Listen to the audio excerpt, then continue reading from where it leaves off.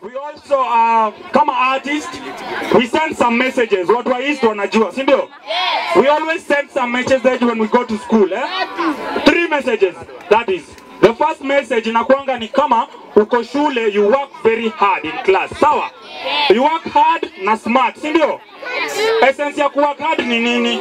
Muende high schools poa, muende colleges poa, mpate grades poa, mpate job poa, muishi maisha si ndio? You'll be releasing your results tomorrow. Tujinais concert team itakuwa hapa kuona top 10 na mabottom 10, sawa? So lazima mkue chonjo, mnakuwa mna work hard, sawa?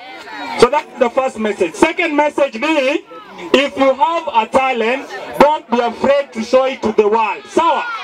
If you have a talent,